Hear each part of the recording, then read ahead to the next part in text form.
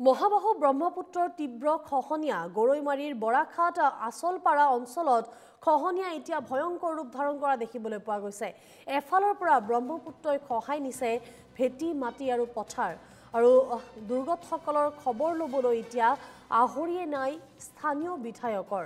ব্ৰহ্মপুত্ৰত বিলীন হৈছে শ শ বিঘা ভেটি মাটি আৰু ঘৰ-দুৱাৰ। উজাগৰে এতিয়া দিন কটাব লগা হৈছে নৈপৰীয়া ৰাইজে। তীব্ৰ ভাবুকি কঢ়িয়াই আনিছে এতিয়া গুমি নগৰবেৰাৰ END মথাউৰিলৈ এতিয়া ভাবুকি কঢ়িয়াই অনা দেখিবলৈ পোৱা গৈছে আৰু এনেদৰে ব্ৰহ্মপুত্ৰৰ খহনীয়াত এতিয়া জাহ গৈছে বহু ভূমি।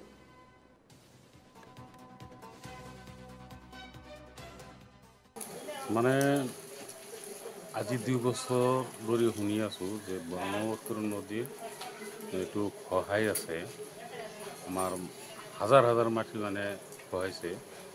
বহুত মানে আমাৰ মানুহৰ অসুবিধা হৈছে, কিন্তু এতিয়ালৈকে কাম হোৱাই নাই।